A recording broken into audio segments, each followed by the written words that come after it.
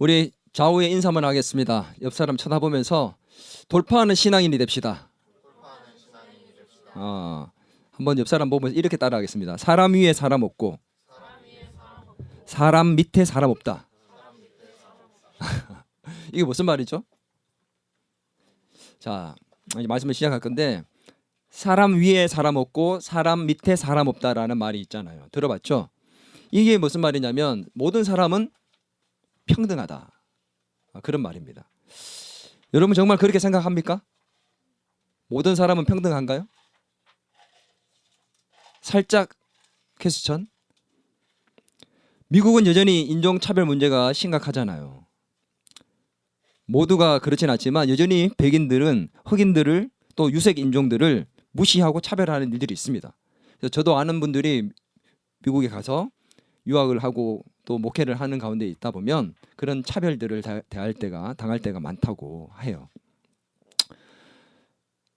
심지어는 교회도 백인들을 위한 교회가 따로 있는 지경입니다. 거기 흑인들이 들어갈 수가 없어요. 주님도 못 들어갈 것 같아요. 내가 보니까. 어떻게 이렇게 성경과 위배되는 사항들을 펼치고 있으면서도 그것이 당연시 여겨지고 있는가? 지금도 여전히 인종차별은 있습니다. 우리나라는 인종차별이 없을까요? 있는 것 같아요. 여러분 태국인들이나 필리핀 사람들이나 심지어 대국인 중국 사람들까지 보면서 어떤 마음이 들어요? 우리가 좀 더 우월하다는 그런 생각이 은연중에 깔려 있지 않습니까? 그들을 볼 때마다 우리가 좀 더 나은 사람들이라는 그런 느낌, 우리가 그들을 조금 하대해도 될 것 같은 그런 느낌, 은연중에 깔려 있지 않는가? 물론 뭐 다 그런 건 아니지만 우리 중에도 아직까지 그런 인종에 대한 차별 의식들이 은근히 존재하고 있다는 겁니다. 근데 성경은 하나님 앞에서 모든 사람이 평등하다고 분명히 가르치고 있어요. 기독교조차도 지금 기독교 국가조차도 인종차별을 하고 있는 이런 시대. 그럼 2000년 전에는 어땠을까? 지금으로부터 2000년 전에는 훨씬 더 심했겠죠. 그때는 아예 주인과 종이 있는 시대였으니까 훨씬 더 심했습니다. 특별히 오늘 본문에서도 그런 여인이 나오죠. 이방인으로서 그런 인종차별을 당했던 여인. 유대 민족들은 민족 우월주의가 있었어요. 자기의 민족이 굉장히 우월하다는, 아니 굉장히 우월한 정도가 아니라 자기들만이 하나님의 선택된 백성으로서 구원받고 나머지 이방 민족들은 다 지옥 간다고 생각했어요. 우리만이 하나님께 선택받은 특별한 민족이라는 그런 굉장한 자부심에 최고의 우월의식을 갖고 있던 게 바로 유대 민족들이었습니다. 지금도 똑같아요. 그런데 오늘 예수님은 그런 상황에서 이방인의 지역에 그리고 이방의 여인을 만나셨어요. 그리고 그 이방 여인은 어떤 사람이었냐면 더러운 귀신이 들린 딸을 데리고 있는 여인이었습니다. 그러니 유대인들이 그 사람을 만나고 싶겠습니까? 안 만나고 싶겠어요? 당연히 꺼려지고 만나고 싶지 않은 여인이죠. 근데 유대인인 예수님께서 그 지방으로 가셔서 그런 여인을 만나셨던 장면이 바로 오늘 이 본문의 내용이에요. 근데 오늘 이 내용은 표면적으로 보면 한 이방의 여인의 귀신 들린 딸을 고쳐주는 치유의 그런 고쳐주는 사건입니다. 그러나 단순한 그런 독립된 사건이 아니에요. 오늘 이 본문은 오늘 읽진 않았지만 우리가 마가복음 7장으로 오늘 들어가면서 1절에서 23절을 뛰어넘었거든요. 지금 갑자기 24절로 들어갔어요. 오늘 원래 순서대로면 1절부터 23절까지여야 됩니다. 알고 있었습니까? 아무도 눈치 못 챘군요. 예. 왜냐하면 이 1절에서 23절까지의 내용이 오늘 내용과 이어지고 있기 때문에 독립전 사건처럼 보여요. 1절에서 23절까지 내용이 어떤 내용이냐면 예수님과 종교 지도자들의 정결법에 대한 그 논쟁이 있었던 사건이에요. 제자들 중에 몇 명이 손을 씻지 않고 음식을 먹다가 정결법을 어겼고 이것을 지도자들이 고발합니다. 왜 그렇게 하느냐? 당신들 왜 정결법을 어겼느냐? 손을 씻지 않고 음식을 먹었어요. 요즘도 손 씻고 먹죠. 코로나 시대 이후로 오히려 더 우리가 열심히 씻잖아, 그렇지? 근데 손을 씻고 먹지 않았다고 이렇게 논쟁까지 할 정도일까? 왜 그랬을까? 이 당시에는 손을 씻고 음식을 먹는 게 그냥 단지 깨끗하게 손을 하고 먹을 정도가 아니라 종교적인 의식이었습니다. 그들이 장로의 유전을 따라서 만들었던 전통을 따라서 만들었던 종교 행사처럼 종교 의식처럼 행동을 하는 것들이 손을 씻고 먹는 거였어요. 정결해지는 부정해지지 않도록 하는 종교적인 행동이었다. 근데 이 종교적인 행동을 하지 않고 음식을 먹었기 때문에 고발한 겁니다. 왜 당신의 제자들은 정결법을 어기느냐? 법을 어긴 거예요. 근데 예수님께서 부정하게 된 그 제자들 분명히 그 당시에는 부정하게 된 거예요. 법을 어긴 거예요. 여기에 대해서 얘기를 하신 겁니다. 논쟁을 하신 거예요. 서기관들과 바리새인들과 논쟁을 하셨습니다. 그리고 뭐라고 얘기하시느냐? 결론은 뭐냐?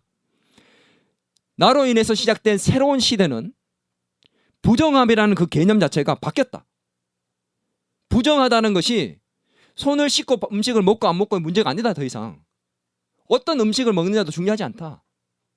새로운 시대는 무엇을 먹느냐보다 내가 어떤 마음에서 어떤 말을 내뱉느냐 속에서 나오는 것이 더 나를 부정하게 만드는 시대가 된 것이다. 그것이 정말 새로운 시대의 부정함의 개념이다라는 것을 얘기해 주신 겁니다. 이게 앞에 있었던 사건이에요. 한번 볼까요? 7장 18절에서 23절 같이 한번 읽어보겠습니다. 조금 길지만 한번 읽어봅니다.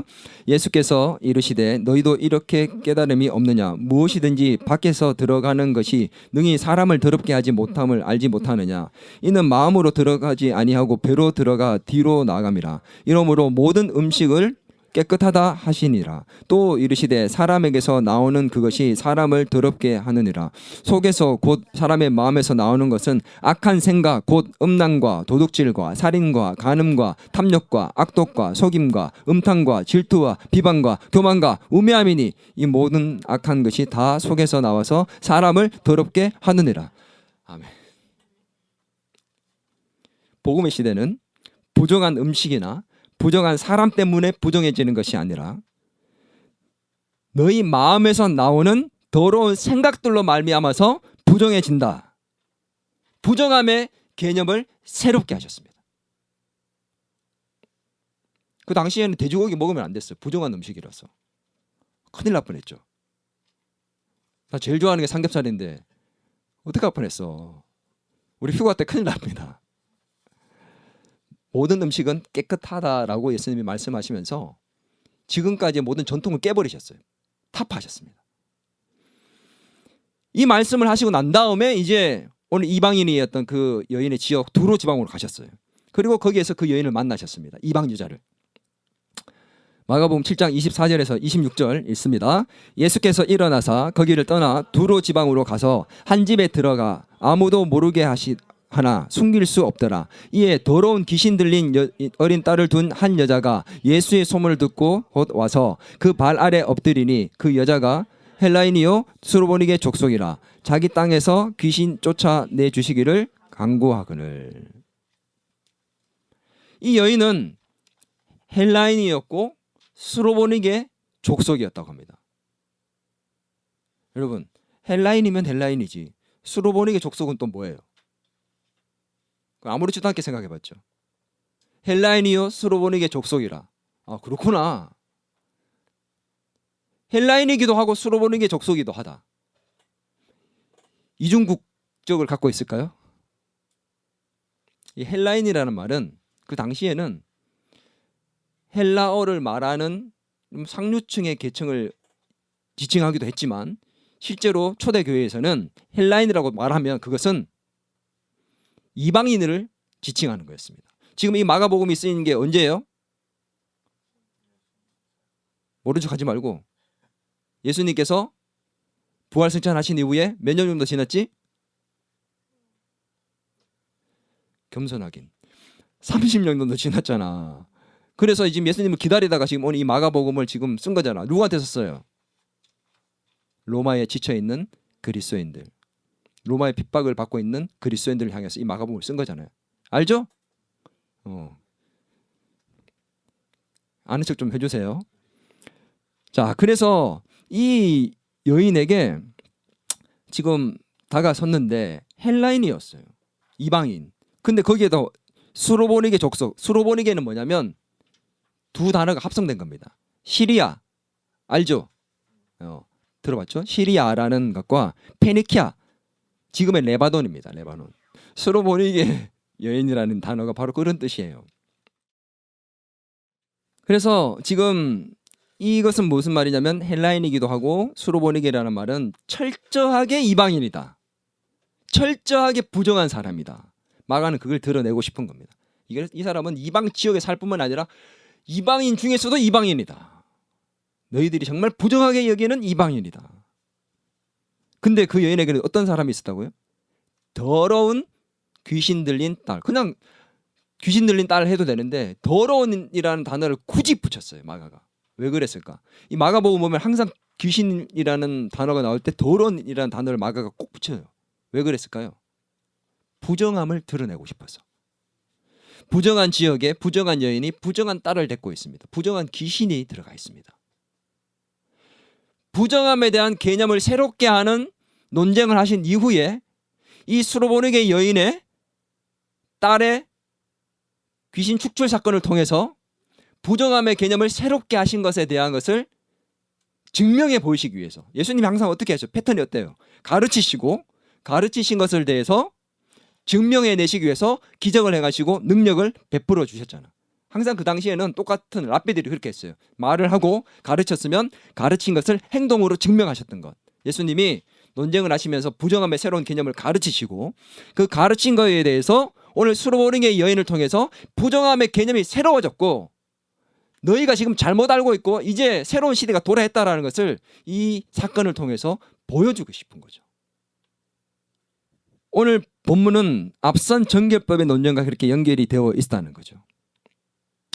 그런데 마가는 이 앞섰던 7장 1절에서 23절의 내용과 오늘 이 수로보니게 여인의 이 사건을 대조적으로 보여주면서 이 앞에 있었던 유대인들 지도자들 이런 사람들이 예수 그리스도에 대해서 또 하나님에 대해서 바르지 못한 믿음을 갖고 있던 것과 이 수로보니게 여인이 이방 여인이었지만 바른 믿음을 가지고 있는 것들을 보여주면서 극명하게 대조를 시켜서 오늘 그 여인 속에 있는 그 바른 믿음, 그 큰 믿음들을 끌어내서 보여주시고 그들에게 알려주시고 가르쳐주고 싶었던 거예요.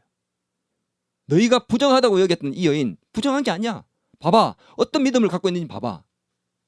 그 당시에는 이방인이 하나님을 믿는다는 것은 상상할 수 없는 일입니다. 믿으면 안 돼요. 믿어서는 안 돼요. 그들의 생각에서는. 자기들만 구원받아야 되거든.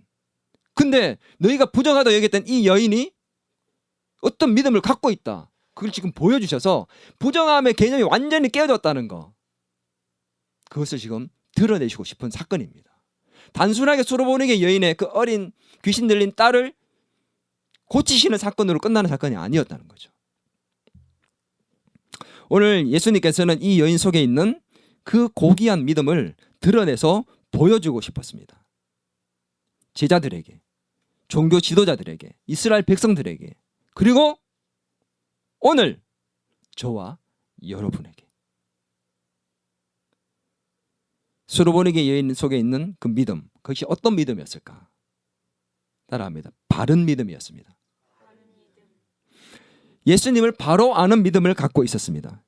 예수님께서 많은 가르침을 줬잖아요. 가르치시고 능력을 행하셨고 기적을 베푸셨습니다. 근데 이스라엘 백성들과 제자들은 어떻게 했어요? 풍랑을 잠잠케 하시고 역풍을 멈추시고 귀신을 쫓아내시고 병자를 고치시는 사건들을 보면서 하나님 왜 이제 오셨어요? 그렇게 고백했나요? 어떻게 했죠? 왜 저기는 왜 웃겨? 내가 너무 연기를 잘하나? 왜 제자들은 그런 사건을 보고도 예수님을 믿지 못했을까? 믿지 못했어요. 하나님으로 받아들이지 못했어요. 라피오라고 계속 외칩니다. 종교 지도자들은 대놓고 예수님을 그것 때문에 신성모독이라고 죽이려 합니다. 그런데 그런 예수님을 메시아로 믿고 오실 메시아로 믿고 하나님으로 고백한 사람이 있었어요. 그런 과정 속에서 제자들도 믿지 못하고 종교 지도자도 믿지 못했고 자기가 하나님의 백성이라고 하는 유대인들도 믿지 못하고 하나님으로 받아들이지 않고 있는데 예수님을 주로 고백하고 하나님으로 믿는 사람이 있었습니다. 그게 누구냐? 바로 이방 여인 수르보니게, 오늘 이 여인입니다. 마가복음에서 예수님을 주로 주님이라고 처음 고백하는 사람이 누구냐면 바로 오늘 이 수르보니게 여인이에요. 예수님을 주님으로 처음으로 고백합니다. 마가복음에서. 대단하지 않습니까? 한번 읽어보겠습니다. 마가복음 7장 23절 시작. 여자가 대답하여 이르되 주여 올소이다마는 상 아래 개들도 아이들이 먹던 부스러기를 먹나이다. 이방 여인이 예수님을 주로 고백하였습니다. 메시아 된 주입니다. 여기서 주가 그냥 존칭으로서 주님이라고 극존칭으로 높이는 정도가 아니에요. 정말 여기에서의 단어는 퀴리오스, 주님. 그 당시에는 주님이라는 단어를 누구한테만 붙였느냐? 주라는 단어가 로마의 황제에게만 붙였어요. 진짜 나의 주님이다, 퀴리오스. 근데 이 단어를 씁니다. 당신이 정말 나의 주인이십니다, 주님이십니다. 근데 이게 왜 메시아라고 고백하는 거냐? 마가복음에는 안 나오지만 똑같은 사건이 마태복음에서는 그것을 정말 정확하게 보여주고 있습니다. 마태복음 15장 22절 시작. 가나안 여자 하나가 그 지경에서 나와서 소리질러 이르되 주 다윗의 자손이여 나를 불쌍히 여기소서. 이 가나안 여자가 수르보니게 여인이거든요. 주 다윗의 자손이여라고 얘기합니다. 주 다윗의 자손, 메시아가 오시는데 다윗의 후손으로 올 거라는 것은 누구만 아는 비밀이었냐면 그 당시에는 유대인들만 알고 있는 비밀이었어요. 그들만 알아야 돼. 근데 이방인이 지금 고백해버렸어. 주 다윗의 자손이요. 메시아라는 걸 알았다는 거예요. 예수님이. 예수님을 오실 메시아로 정확하게 고백했습니다. 누가요? 이방 여인이. 그들이 부정하다 여겼던 그 여인이. 구원자로 메시아로 믿고 있던 이 사실, 이스라엘 민족만이 알아야 되는 그 사실을 이방 여인이 알고 있다는 사실, 이것을 통해서 예수님이 부정함의 개념이 깨졌다는 것을 정확하게 보여주고 계시는 거죠. 근데 이 여인은 어떻게 예수님이 메시아라는 걸 알게 됐을까? 이방 여인인데 그 유대인들만 알아야 되는 이 비밀을. 궁금하지 않습니까? 나만 궁금했나 봐. 그래서 이렇게 찾아봤더니 마태복음 7장 25절에 이렇게 나옵니다. 이에 더러운 귀신 들린 어린 딸을 둔 한 여자가 예수의 소문을 듣고, 이방 지역에 예수님의 소문이 퍼졌어요. 그 소문을 듣고 알게 됩니다. 이 소문을 듣고 난 다음에 어떤 소문? 여러 가지 소문, 뭐 병자도 고치고 뭐 죽은 자도 낫게 하고 다 들었지만 이 여인의 귀에 들은 소문은 어떤 소문? 거라사 지방에 귀신 들린 자를 내쫓으셨던 예수님. 회당에서 귀신 들린 자의 귀신을 내쫓으신 예수님. 이것만 들리는 거야. 왜? 자기 딸이 지금 더러운 귀신 들려. 생각해봐. 내 딸이 지금 끔찍해서 생각도 하기 싫어요. 난. 아무것도 손에 안 들어올 것 같아. 안 그래도 더러운 부정함 취급을 받는데 더러운 귀신까지 들렸으니 삶이 어떻겠냐고. 그것도 내 딸이. 그런데 그것을 고칠 수 있는 분이 있다는 거야. 그래서 이분이 도대체 누군가 알아보기 시작했어요. 알아보고 연구하다 보니까 유대인들에게 또 잘 아는 사람들에게 물어보고 알아보고 연구하다 보니 이분이 메시아인가 보다. 확신을 갖기 시작합니다. 그리고 예수님이 왔을 때 그 발 앞에 엎드렸습니다. 간구합니다. 이 엎드리라는 단어는 예배하다는 단어예요. 그냥 엎드리는 게 아니고 꿇어 엎드리는 거, 이 단어가 회당장 야이로가 예수님 앞에 꿇어 엎드려, 그때의 그 단어와 동일한 단어, 예배하다는 단어입니다. 그렇게 주님 앞에 나와서 꿇어 엎드려 간구할 정도로 예수님을 진정 메시아로 고백했다는 것을 보여주신 거죠. 제자들은 보세요. 직접 예수님 옆에서 가르침을 받았고 유대인들도 받았습니다. 회당에서 가르쳤고 제자들은 들었습니다. 유대인들도 들었습니다. 예수님이 직접 기적을 눈앞에서 보여주셨습니다. 죽은 자도 살리는 것도 보여주셨습니다. 그런데 그런 제자들은 예수님을 주로 고백하지 못하고 있지만 이 이방인 여인은 소문을 듣고 예수님을 주로 고백하고 있는 사건입니다.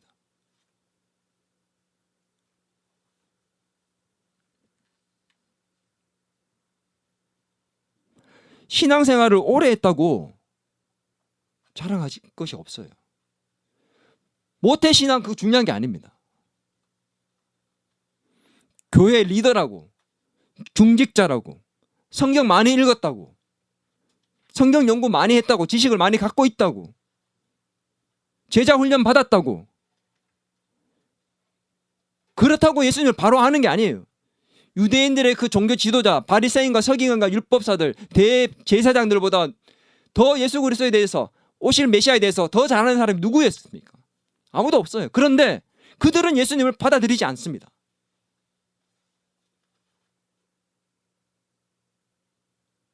우리가 오래 신앙생활을 했지만 정말 예수님을 내가 바르게 알고 있느냐는 거죠. 나는 바른 믿음인가? 예수님을 바로 알고 믿고 있다고 여러분 확신이 듭니까? 나에게 예수님은 누구입니까? 내가 예수님을 누구로 고백하고 있냐는 거죠. 마가복음 우리가 설교를 계속 듣고 있습니다. 마가가 말하는 예수님이 어떤 예수님이에요? 예수님은 메시아다. 하나님이시다. 로마의 핍박을 받으며 지쳐있는 그 그리스도인들에게, 로마의 그리스도인들에게 힘을 내십시오. 당신들이 믿고 있는, 죽음을 불사하고도 지금 믿음을 지키고 있는 그 예수님, 그분이 정말 하나님 맞습니다. 그것을 마가는 이 마가복음을 통해서 끊임없이 말하고 있어요. 풍랑을 잠잠케 하시는 것을 통해서, 눈먼 자가 눈을 뜨게 하는 것을 통해서, 다음 주에 또 나옵니다. 이런 수많은 사건들을 예수님이 계속 보여주고 계십니다. 이 예수님에 대해서, 예수님이 진짜 하나님이라는 사실을 알면, 정말 바르게 알면 우리의 삶이 달라지게 되어 있어요. 근데 삶이 달라지고 있냐는 거지. 머리에 객관적인 지식을 갖고 있다고 해서 예수님을 아는 게 아니에요. 진짜 이 여인은 예수님을 제대로 알았어요. 그래서 예수님 앞에 무릎을 꿇고 이방 여인이지만 나와서 고쳐달라고요 간구하는 겁니다. 우리가 예수님을 진짜 하나님으로 믿고 있으면 무릎을 꿇고 예수님께 나오지 않을 수가 없어요. 여러분 기도 열심히 하고 있습니까? 간구하고 있습니까? 붙들고 있습니까? 예수님께 나가면 된다는 그 확고한 믿음으로 하나님으로 진짜 믿고 있습니까? 내가 예수님 바르게 알고 있느냐? 바르게 안다면 나의 삶이 달라지게 되어 있고 나와 예수님과의 관계가 달라지게 되어 있어요. 나와 예수님이 어떤 관계입니까? 여러분 정말 중요한 거예요. 내가 예수님과 어떤 관계가 있느냐? 관계가 없으면, 여러분 예수님과 진짜 관계가 없으면 천국 못 갑니다. 예수님은 나를 죄의 늪에서 건져주신 분입니다. 아멘. 나의 죄를 대신해서 십자가에서 대신 죽으신 분이에요. 나의 죄의 대가를 대신 지불하신 분이에요. 나 때문에 죽으셨고 나 때문에 죄의 대가를 대신 지불하셨다고. 죄가 없는 그분이. 나랑 예수님 그런 관계입니다. 여러분 저 보통 사람 아니에요. 예수님이 저 때문에 죽을 만큼 그런 관계를 맺고 있는 보통 사람이 아닙니다. 함부로 보지 마세요. 농담은 너무 진지하게 받아들이면 안 된다. 나의 삶의 문제를 아시고 그 문제를 해결해 주기 위해서 찾아오시는 분입니다. 나의 참 아버지 되시는 분이에요. 예수님을 제대로 알면 이런 관계가 제대로 형성이 되는 겁니다. 조연아, 네가 예수님을 알게 되면, 바르게 알고 믿으면 하나님이 네 아버지가 되셔. 하나님이 네 아버지 되시면 너 두려울 게 없으신다. 세상 두려울 게 없어. 근데 왜 우리가 염려 걱정합니까? 왜 두려워하며 살고 있습니까? 하나님에 대한 바른 알미 없고 바른 믿음이 없기 때문에. 이 여인은 예수 그리스도를 바로 고백합니다. 그래서 이방 여인임에도 불구하고 예수님께 나와서 주 다윗의 자손이라고 고백할 수 있었던 것입니다. 오늘 이제 이 수르보닝의 여인처럼 나의 모든 어려움을 들고 나와 나의 아버지 되신 하나님 앞에 나아갈 수 있는 저와 여러분이 될 수 있기를 바랍니다. 그럴 때 하나님께서 우리에게도 동일한 능력을 베풀어 주실 줄 믿습니다. 두 번째로 이 여인은 어떤 믿음을 갖고 있었느냐? 예수님이 드러내서 보여주고 싶은 믿음이 뭐냐? 한번 따라할까요? 큰 믿음을 가졌습니다. 마태복음 같은 사건에서 15장 28절입니다. 같이 읽겠습니다. 이에 예수께서 대답하여 이르시되 여자여 내 믿음이 크도다. 내 소원대로 되리라 하시니 그때로부터 그 딸이 나으니라.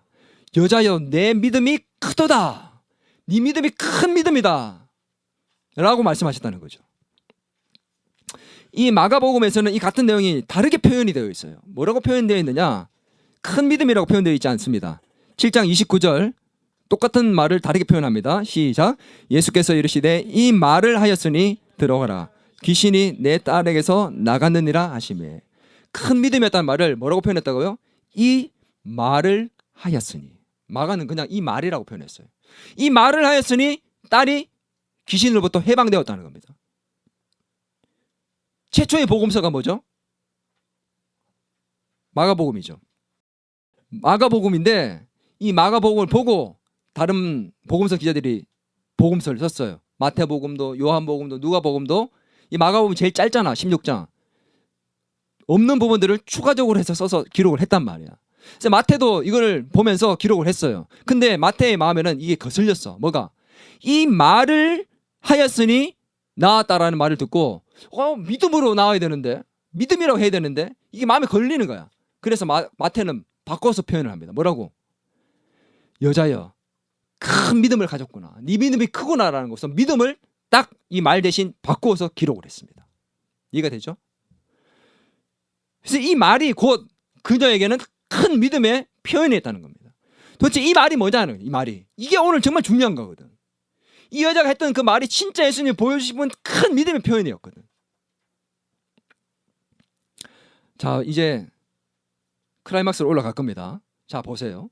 예수님께 이 여인이, 이방 여인이 찾아와서 내 딸의 귀신 들림을 고쳐달라고 간구했어요. 꿇어 엎드려 메시아로 고백하면서 간구했습니다. 그럼 예수님이 어떻게 하셔야 돼요? 믿음이 대단하구나. 여봐, 너 어떻게 알았니?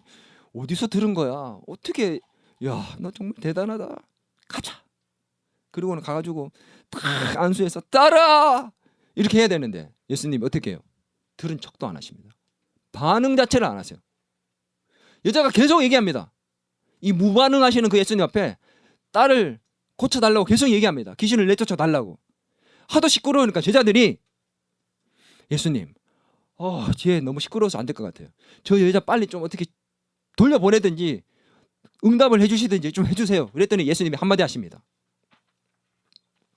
내가 이스라엘의 잃어버린 양들을 위해서 왔지 이방인들을 위해서 오지 않았다. 거절해버리세요. 무반응하시다가 이제는 거절하십니다. 그럼 이 여인이 안 되는가 보다 하고 가야 되는데 가지 않습니다. 그리고 이 여인이 어떻게 해요? 더 예수님께 나와서 더 간절히 매달립니다. 무릎을 꿇고 예수님께 간구하기 시작했어요. 그랬더니 이제 예수님께 이 여인에게 직접 대놓고 말씀하시는데 굉장히 당황스러운 말씀을 하십니다. 7장 27절입니다. 시작. 예수께서 이르시되 자녀로 먼저 배불리 먹게 할지니 자녀의 떡을 취하여 개들에게 던짐이 마땅치 아니하니라. 여기에서 자녀는 이스라엘 백성들 유대민족들을 얘기하는 거고 개들은 누구냐면 이방 민족을 얘기하는 겁니다. 그래서 이 여인을 지금 뭐라고 얘기하는 거예요? 개. 원래적인 표현은 강아지입니다. 강아지. 어린 개. 내가 지금 개와 같은 너에게 은혜를 베푸는 게 마땅치 않다는 거예요. 얼마나 모욕적입니까? 무반응, 거절, 더 나아가서 모욕적인 거절, 무반응해서 무시하다가 그 다음에는 모욕적인 거절까지 나아갔습니다. 이쯤 되면 대단한 줄 알았더니 인품은 개판이네. 인성 논란이 터지겠죠. 오늘로 따지면 이제 한 번에 그냥 매장되는 겁니다. 요즘 같으면 그냥 인터넷에 그냥 예수 그리스도 그 사람 누구인가 따단 떠가지고 인성 논란 떠지고 난리 나겠죠. 대단한 사람인 줄 알았더니 인성이 개판이었다. 이 여자는 이런 상황에서 물러서지 않습니다. 끝까지 예수님께 나갑니다. 왜 그런 줄 아세요? 모욕을 당하면서까지도 끝까지 나가지 않는 이유가 뭐였어요? 내가 1월 달에 이거 본문을 설교 한번 했거든. 그때는 다른 관점이었지만 그때도 이거 언급했습니다. 왜 이 여자가 끝까지 모욕적임에도 불구하고 이렇게 3번이나 무반응하시고 무시하시고 거절하시는데 모욕적인 이 상황 속에서 물러서지 않느냐? 다른 대안이 없었어요. 이 여자에게 예수 그리스도는 마지막 대안이었습니다. 유일한 대안이었습니다. 예수 그리스도가 나의 유일한 대안이어야 합니다. 근데 우리는 자꾸 다른 대안을 만들려고 그래요. 왜 그런지 아세요? 불안하거든. 믿음으로만 세상을 이길 수 없는 것 같거든. 우리의 난제예요. 믿음으로 내가 다른 유명한 아이돌들을 뛰어넘을 수 있을까? 다른 정말 대형 기업사를 내가 뛰어넘을 수 있을까? 이게 현실적으로 가능한가? 믿음만으로 그게 가능한 건가? 실력은 필요한 거 아닌가? 돈은 더 들어야 되는 거 아닌가? 다른 대안을 자꾸 만들려 하는, 믿음만 갖고 안 될 것 같아요. 믿음으로 세상을 이긴다고 목사님은 얘기하지만, 교회는 말하지만 정말 믿음으로 가능할까? 유일한 대안이 아니라 하나의 대안입니다. 또 다른 대안을 만들어 놓고 있어요. 근데 이 여자는 더 이상 물러설 곳이 없습니다. 예수 그리스도가 그의 유일한 대안이었기에 물러섬이 없었던 것입니다. 오늘 예수 그리스도가 저와 여러분의 마지막 대안, 유일한 대안이 될 줄 믿습니다. 이 여인은 유일한 대안으로서의 믿음을 가졌지만 더 나아가서 돌파하는 믿음을 갖습니다. 결정적인 한 말을 내뱉어요. 오늘 이 여자가 왜 정말 큰 믿음이었느냐? 유일한 믿음을, 그 대안의 믿음을 가졌지만 더 나아가서 돌파하는 믿음을 가집니다. 28절 같이 있습니다. 오늘 이게 정말 중요한 구절입니다. 유명하죠? 여자가 대답하여 이르되 주여 올소이다마는 상 아래 개들도 아이들이 먹던 부스러기를 먹나이다. 너무 유명하잖아. 부스러기 은혜. 이 설교, 이 본문을 갖고 부스러기 은혜라도 달라고 이렇게 설교를 많이 들어봤을 겁니다. 근데 그 정도가 아니야 이게 지금. 이 말 때문에 예수님이 뭐라고요? 네가 이 말을 하였으니 돌아가라. 네 딸이 낫겠다 얘기했어요.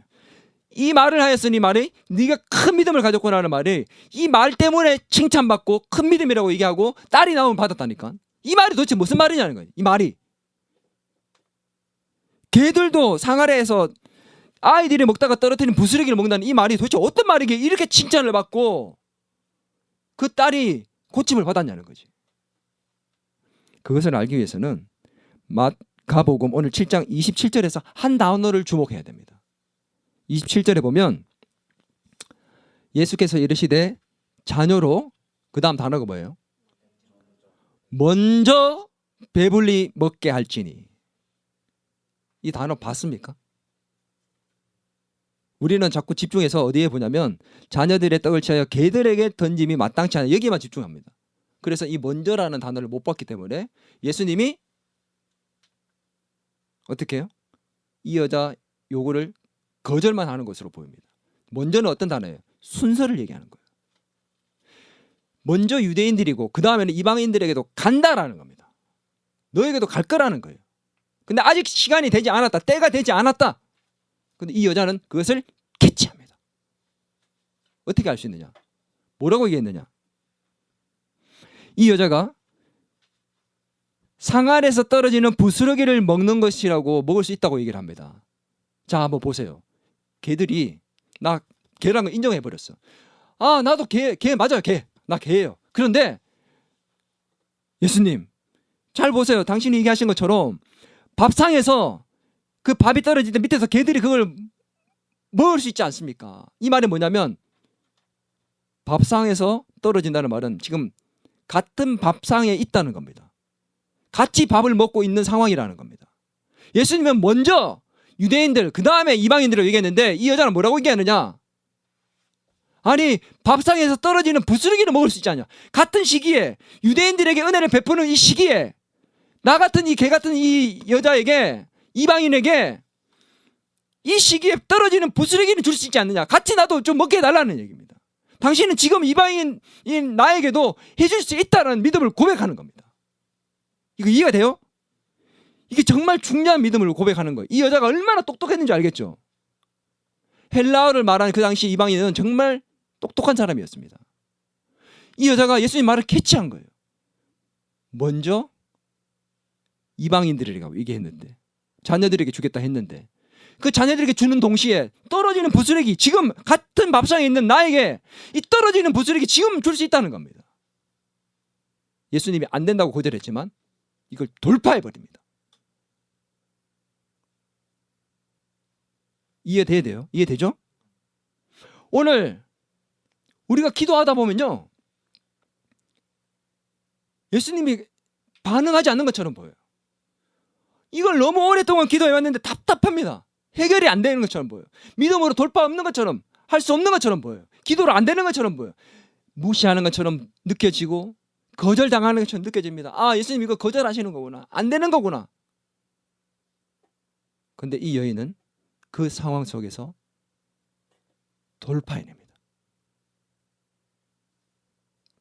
개들도 그 주인의 상에서 떨어지는 부스러기는 먹을 수 있지 않습니까? 예수님은 그 여인의 고백을 보고 정말 믿음이 크구나. 그리고는 칭찬하시며 그 여인의 딸을 고치셨습니다.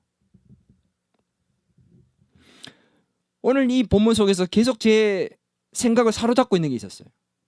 그게 뭐냐면, 왜 예수님은 3번이나 이렇게 거절을 하셨을까? 왜 계속해서 이렇게 3번이나 연거푸했을까? 근데 한 번만 해도 되잖아. 한 번에 딱 왔을 때 안 됩니다. 저는 유대인들부터입니다. 아셨죠? 딱 깔끔하게 정리해도 되는데 무시하시고 무반응하고 계셨다가, 그다음 무시하셨다가 심지어는 모욕적으로 거절까지 하시는 이 심화되어 가고 있는 거절을 해 가셨다는 겁니다. 왜 그랬을까? 예수님께서 제자들과 이스라엘 민족들에게 계속해서 가르치시고, 계속해서 능력을 베푸시고, 계속해서 기적을 행하시고, 계속 귀신을 내어 쫓으시며, 계속 하나님이심을 보여주시고 나타내시고 드러내셨습니다. 그런데 제자들은 계속 믿지 않았습니다. 근데 이 여인은 계속 거절하시고 거부하시고 무반응해서 모욕적인 반응까지 계속 거절하시는데 이 여인은 계속 믿습니다. 극명하게 일어나는 그 대조를 통해서 너희의 믿음이 도대체 뭐냐? 내가 그렇게 보여주고 가르치는데 너희는 믿지 못한다. 계속해서 내가 가르치고 보여주는데 믿지 못하지만 이 여인은 내가 계속 거절함에도 불구하고 계속 돌파해내서 결국 얻어냈잖아. 너희는 도대체 뭐냐?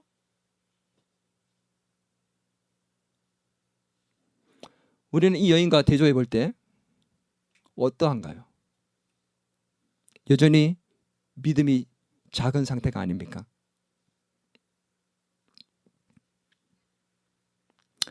예수님께서 이 여인의 고백을 들으시고 믿음을 칭찬하신 이후에 그 자리에서 그 집까지 가지도 않고 귀신을 내쫓습니다.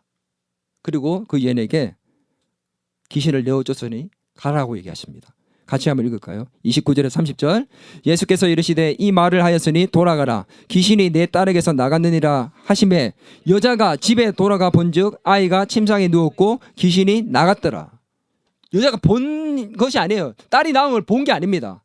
귀신 나간 걸 보지 않았어요. 예수님이 나갔다, 이제 고쳤다, 가라 얘기했어요. 그러면 아니 지금 가서 지금 확인을 해주셔야죠. 제가 어떻게 믿어요? 아 제발 안 됩니다, 안 됩니다. 저 가야 돼요. 같이 가야 돼요. 그러지 않았어요. 고쳤다 하니 바로 갑니다. 어떻게? 믿음이 있으니까. 누가요? 이방 여인이. 부정하다고 믿어서는 안 될, 믿을 수 없는 그 여인이 오늘 예수님은 너희가 그토록 부정하다 여기고 믿지 않아야 된다고 생각했던 그 여인이 이런 너희보다 더 큰 믿음, 고귀한 믿음을 갖고 있다. 부정함의 개념이 깨어졌다. 새로운 시대는 새로운 부정함의 개념이 들어왔다. 오늘 이 사건은 단순한 이 여자의 믿음만을 강조하는 게 아니라 이방인으로서의 가지고 있었던 그 믿음을 강조하고 있는 거죠. 오늘 이것을 통해서 모든 부정함의 개념이 새롭게 되어서 복음 앞에서는 차별이 없음을 보여주고 있습니다. 모든 경계선이 무너졌습니다. 지금 그것 때문에 우리도 이렇게 이방인인 우리도 예수 그리스도를 이렇게 믿고 있는 것입니다.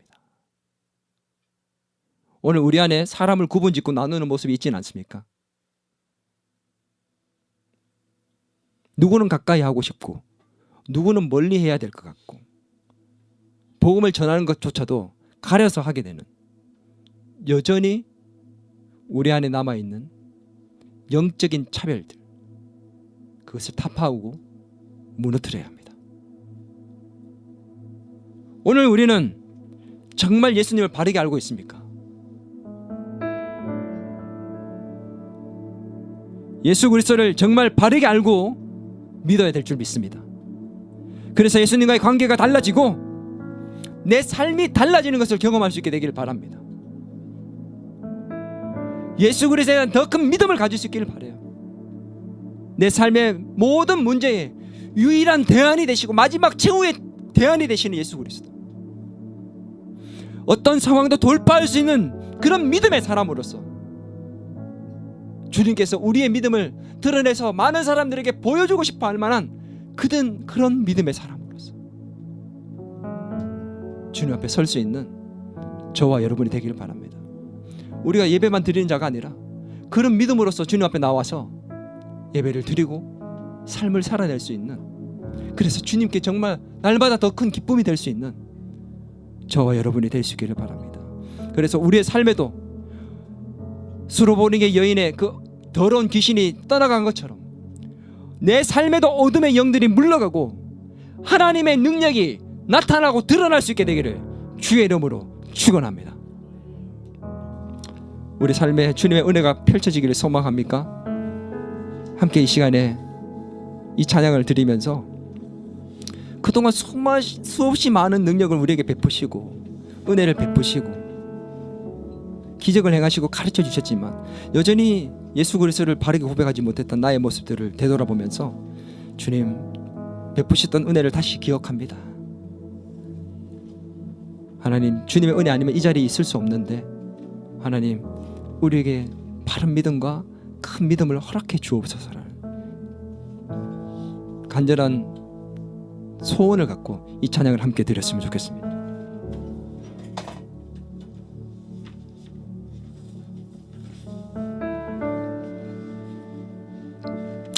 내가 누려왔던 모든 것이, 지나왔던 모든 시간들이, 걸어온 내 모든 순간들이 주님의 은혜였습니다. 아멘입니까?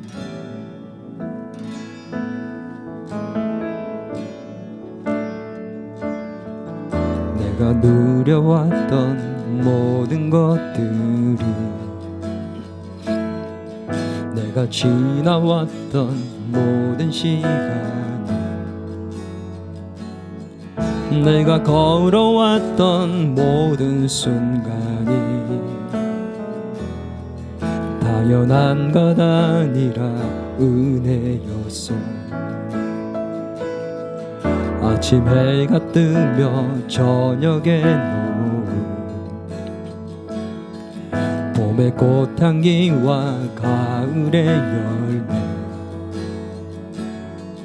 변하는 계절의 모든 순간이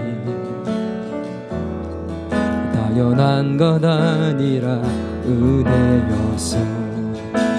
모든 것이 은혜, 은혜, 은혜, 한없는 은혜. 내 삶에 당연한 것 하나도 없었던 것을, 모든 것이 은혜, 은혜여. 모든 것이, 모든 것이 은혜, 은혜, 한없는 은혜, 한없는 은혜. 내 삶에 당연한 것 하나도 없었던 것을 모든 것이 은혜, 은혜의 모든 것이 은혜입니다. 모든 것이 은혜, 은혜, 은혜. 한없는 은혜. 내 삶에 당연한 것 하나도 없었던 것을 모든 것이 은혜, 은혜여서. 같이 기도하기를 소망합니다. 이 시간 하나님, 주님을 바로 알기를 소망합니다. 우리 가운데 바른 믿음이 있기를 소망합니다. 예수 그리스도만이 우리의 유일한 대안이시며 또한 모든 상황 속에서 그것을 돌파할 수 있는 믿음, 이 큰 믿음을 가진 주님의 자녀가 되기를 소망합니다. 주님, 우리가 지금 힘들고 어려운 상황 속에 있다 할지라도 믿음으로 그것을 돌파해낼 수 있는 그런 하나님의 자녀가 될 수 있도록 은혜를 베풀어 달라고, 주님을 바르게 아는 가운데 주님과의 관계가 새로워지고 내 삶이 달라질 수 있는, 변화될 수 있는 역사가 나타나게 해달라고. 주님, 차별 없으신 주님, 오늘 저에게 다가오신 예수 그리스도, 그분을 만나게 해달라고 우리 이 시간에 같이 한번 기도하며 나아가겠습니다. 같이 기도합시다. 하나님 아버지, 하나님 내 삶에 주님의 은혜를 베풀어 주셨음에도 불구하고 여전히 하나님 수많은 다른 대안들을 가지고 살아가는 나의 연약한 믿음들을 봅니다. 나의 부족한 믿음을 봅니다. 나의 작은 믿음을 봅니다.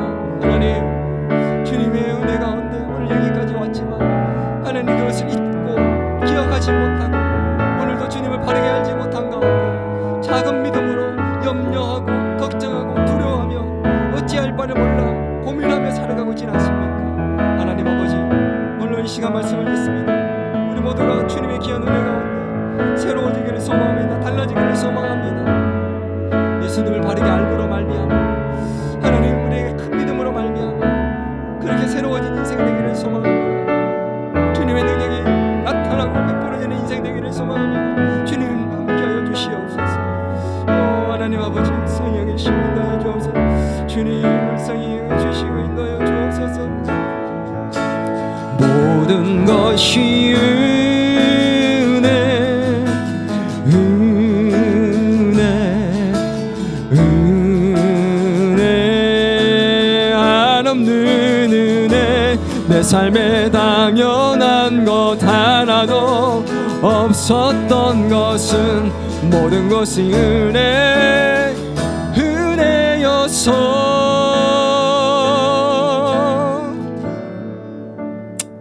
하나님 아버지 감사합니다.